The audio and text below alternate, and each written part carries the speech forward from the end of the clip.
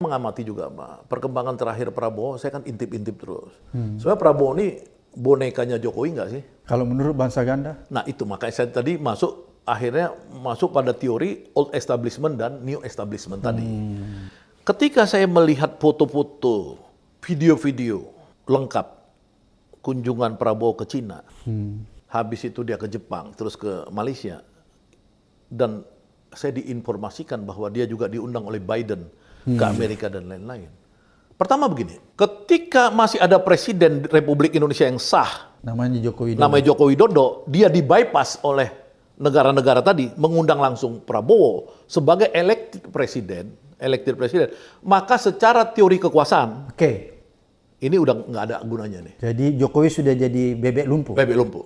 Jadi kalau Pak Abraham misalkan ketua KPK, Bapak punya wakil. Saya diganti? Bukan, wakilnya ini terus yang dipanggil ke istana. Bapak misalkan nggak pernah dipanggil, artinya kan pelecehan terhadap Bapak. Kan kira-kira gitu. Ini kan Jokowi sudah dilecehkan oleh dunia internasional. Karena bukan presiden resmi yang dipanggil, tapi elected presiden. Itu satu. Yang kedua, saya lihat Prabowo diundang di sana sebagai jenderal yang dihormati. Saya lihat foto-fotonya, saya lihat ininya.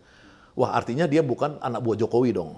Dia betul-betul dia memang real presiden yang diakuin, dihormatin di sana, bukan Jokowi lagi. Yang ketiga, awalnya saya curiga dia ini boneka dari Jokowi. Boneka Cina. Oh, boneka. Bukan boneka Jokowi, saya boneka Cina. Tapi ternyata habis dari Cina dia ke Jepang. Ketemu Perdana Menteri Jepang. Yang buat Cina juga sakit hati tentunya. Iya kan? Karena dalam teori Cina kan lu jangan habis dari gua ke Jepang dong. Jepang kan musuh gua kan gitu. Musuh ideologis. Musuh ideologis sama Cina nih, perang terus dari dulu kan. Nah, artinya Prabowo kan tetap memainkan diplomatik bebas aktif. Artinya dia independen so far sampai saat ini. Saya lihat. Nah, artinya menurut saya dalam waktu yang tidak terlalu lama, old establishment ini akan menjadi kekuatan yang sesungguhnya di Republik ini. Dan disitulah nanti mungkin Jokowi, Luhut Panjaitan, apa segala itu akan menjadi orang-orang yang kehilangan kekuasaan, kehilangan pengaruh. Nah, buat saya alhamdulillah dong.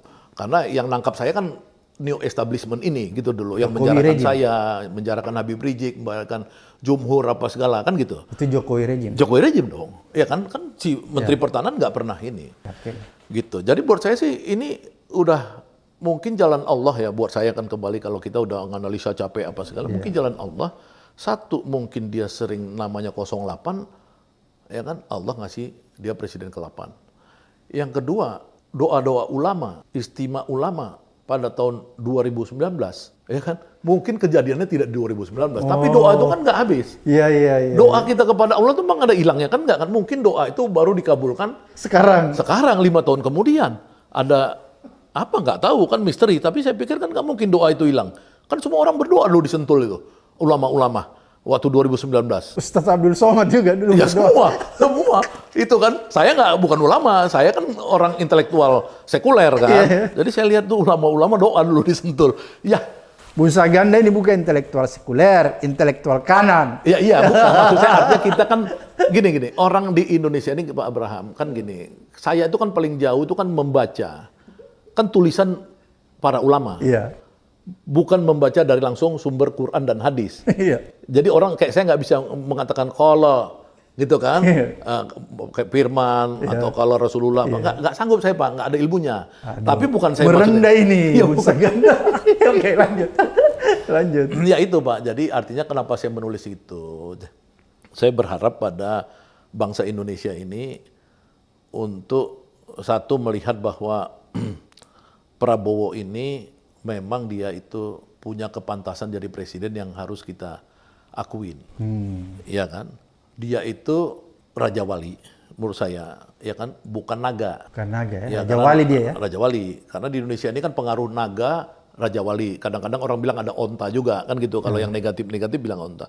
Tapi waktu 2016 saya kan mengecam, boleh dilihat tuh saya mengecam adanya simbolisasi naga di dalam hari ulang tahun DKI Jakarta. Bukan Garuda, bukan Raja Wali, naga. Nah, Prabowo menurut saya adalah Raja Wali. Bukan naga. Bukan naga. Dia Raja Wali. Yang kedua, dia ini kan tidak gampang diatur-atur oleh orang-orang yang mengklaim bahwa dia itu dimenangkan oleh orang-orang tersebut, baik Jokowi maupun partai-partai. Karena apa? Karena dia sudah dicuri kemenangan dia di tahun 2019. Itu bukan pengakuan kita, pengakuan Hasto. Sekjen pemenang, Hasto sendiri udah ngomong bahwa 2019 curang dilakukan oleh kepala desa dan jaksa-jaksa. Kalau 2024 kepala desa dan polisi-polisi, kata Hasto. Jadi bukan saya ngomong, ntar saya ditangkap pula kan. Tangkap aja Hastonya kalau nggak percaya, ya nggak? Nah jadi artinya Prabowo ini secara moral, ada dua. Moral itu kalau kita ambil moral secara normatif demokrasi, kita bilang dia ini bagian dari kemenangan cacat moral. Karena pemilunya tidak bermoral nih. Tapi kalau kita ambil sisi pandang lain, bahwa dia sudah dicuri kemenangan dia di 2019, maka dia tidak punya cacat moral itu. Dia bilang, jadi clear, jadi bersih. Give me back. Oke. Ya kan, my ini on winner.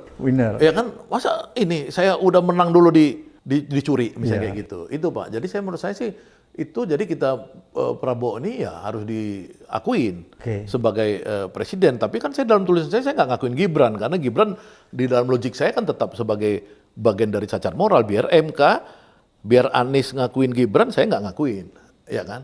Konsekuensinya apa, Pak?